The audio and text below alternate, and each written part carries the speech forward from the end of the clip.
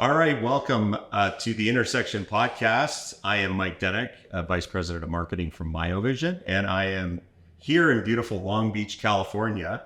What a spot with It's gorgeous. the one and only Bob Bennett from Cities Today, comma, anything else that you fill in under your job description, professionally or otherwise? Kansas City Chiefs fan, super fan, Super fan. comma, Cubs fan, comma, bass player for the Dandelion Army, okay, comma, alderman for the second ward for the city of Parkville, very cool. comma, lucky to be hanging out with you today. Oh man, well thanks for having us. This is the second time that you've had us out to this event, focused on innovation and focused on change and data.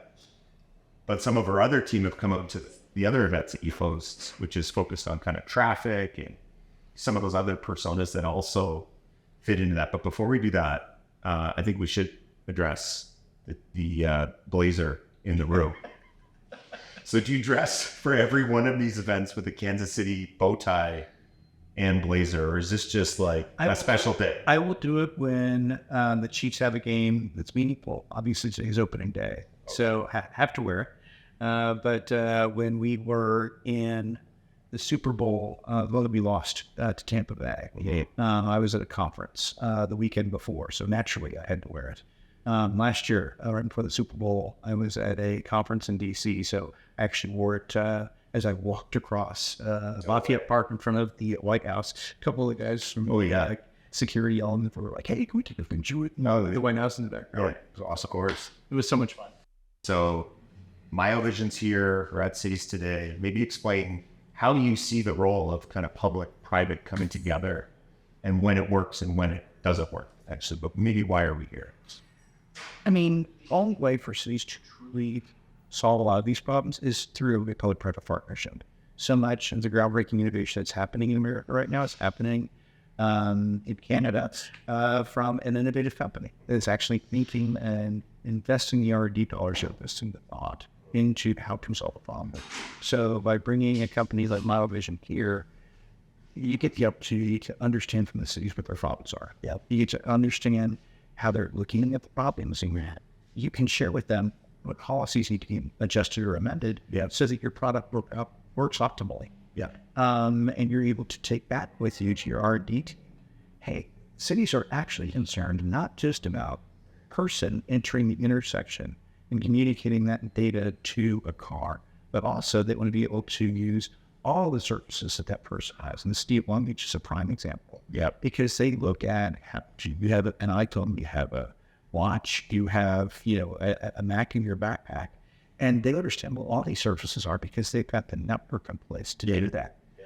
And so it gives you a chance to say, wait a minute, we can actually leverage that. And now we can come up with a different modification to our existing infrastructure to do that. Yeah. And I love it when you guys come to the joint because the growth rate that you're experiencing, you get to customize that growth rate to what cities actually. Yeah. To your point, it's easier to be collaborative and it's easier to be successful in these endeavors when everybody sits at the table and is nice to each other. Yeah. And we have a conversation instead of a series of sales pitches. Yeah. So we're here at Innovation. It's day 2. The first day we had the opportunity to kind of present along with Raymond Node from Coral Gables, which was awesome. Thanks for that opportunity. And he told a really interesting story about like change and kind of a fully baked, integrated place. But you, in your mandate here, you're kind of almost like a think tank or an advisory board or consulting group. And I take so much away from the event, but maybe just share with the group kind of like, what is the vision for the meeting? I don't want to say, what we love about it, but what do people come out for? What are they looking to gain and what's your objective? Well, we look at it as a think and do tank. It is not a think tank. We actually try to accomplish things. We are much as focused on the doing and the process and sharing among the cities those things that we've done well and those things that, quite frankly, that we failed at. So that another city that's going through the same challenge or is going through a similar challenge can actually learn that lesson from somebody else and be better steward the resources that they've got. Yeah. Because they know what's less likely to work or they've heard the story about why that failure occurred, so they can then make that modification that's required to be successful. Yeah. Raimundo joined us from Coral Gables, I want to say 2017, 2018-ish. So a lot of us in that first tranche of big CIOs had already had some successes, had some failures. And he was probably the most engaged in one-on-one discussions with us. And then he's taken that step forward. What I love about the event that we do now, and how it's involved over time, is we give a chance for a guy like Raimundo to showcase what he's doing. Yeah. I also have 3 or 4 CIOs in the room who have joined us for the very first time. Yeah. Maybe they're very early in their tenure in the position. And so they get a chance to sort of suck up that knowledge. Yeah. And we bring in guys like y'all to come in and talk about what is the state of the art in the industry play. Yeah. What is actually in the realm of the possible? Because we don't get time as CIOs to really just sit around and survey the landscape. Yeah. We are trying to solve the next problem at a time. Yeah. And so what we do with the Institute is we say, all right, we are going to create the agenda at the end of day 2 for what will happen when we gather again in February. And then we will go out and we will recruit SMEs who actually can lay out that landscape for our city participants. And then the city participants, get to spend 2 days. There's a good bit of fun. There's a bit of frolicking. Yeah. But the conversations that we have and the way that we deliberately build in downtime for those discussions. Yep. That's the essence of this. Talk to me about some of the competence and capabilities that you see, the various folks that come out, whether it's this event focused on innovation or other events focused on traffic, on the capability of those leaders, this municipal city agency leaders that you see really differentiates those folks that become those catalysts, change, solve real problems, get consensus and drive the change that they're looking for versus other folks that might maybe new into their tenure or new into a new role or newer to an agency. What are the 1 or 2 things that you've observed that said, that's kind of the secret sauce? When folks do that really well, that's a thing that separates them and their cities from the rest.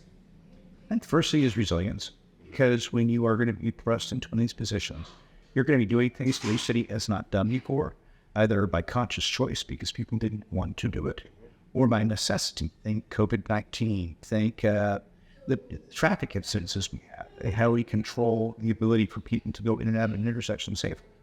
You have to be able to see a problem and be willing to solve it with the understanding you're not going to do it 1,000% of the time. Yeah. So there has to be resilience in these folks. I think there has to be, at their very core, a bit of optimism. Yeah.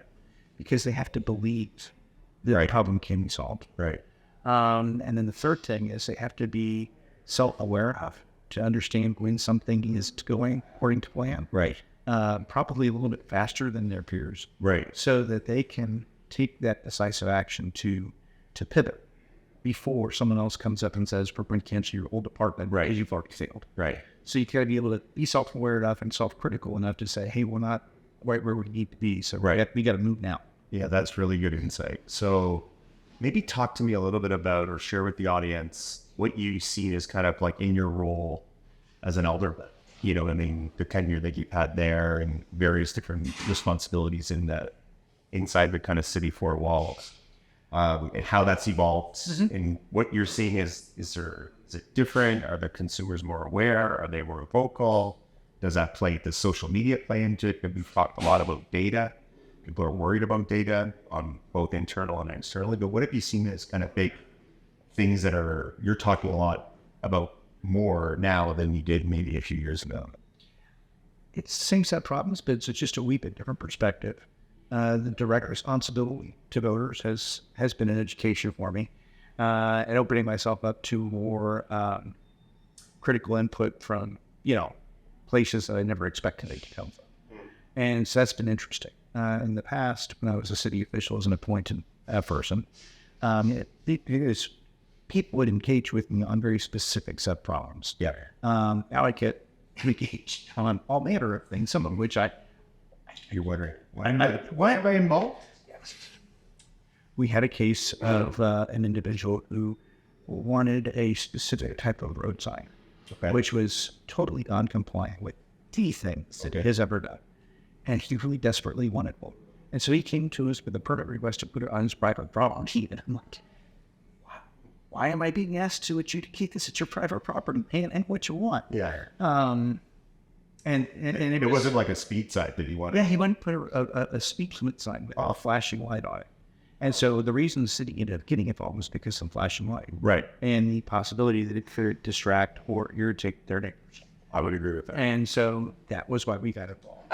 But initially I saw it on the agenda. I'm like, no. But dude, what's to put a 12-inch by 18-inch sign in his own yard? Yeah. And we hear about that. Right. And we did. Yeah. So but that's certainly been a part of the You got to kind of be open to everything's got to be open. Right? Absolutely. You got to be receiving as much as you possibly can. You got to be listening and hearing everybody. So that's fascinating. The other thing I try to do, quite frankly, is I was very fortunate when I was an innovation officer for Kansas City. I had a mayor who was very much a supporter of our work and was very much a cheerleader for us, helped us with budget, helped us with advocacy in front of council. And so I'm trying to be that for my city staff. Yeah. And there's a lot of folks that get elected into office that don't understand how a city should run. Yeah. And so they sometimes always stab the professional staff in the back. And so right. I'm trying to be an advocate for that. That's the other thing I try to bring to the job. I think it's said well. I always say wherever you go, public, private, big, small, just don't be a jerk. You know? It's amazing how that works. Simple. Just be nice. Are you a nice person? And are you listening? And are you inclusive? And do you demonstrate humility? And generally, when that happens, then you get to be innovative. Otherwise, and good things happen. Yeah. Right. It's hard to be innovative otherwise. So that's it. Thanks for the time, Bob. I think we've got a bit of we're on our little break right now. This has been awesome. I appreciate including us. I appreciate the time today. And maybe we'll catch up the next time we have one of these and we'll do another podcast. But thanks for coming on the Intersection podcast. No, Mike, thank you. Yeah, geez. Awesome. Well, that's it, folks. Signing out from here, from beautiful downtown Long Beach, California.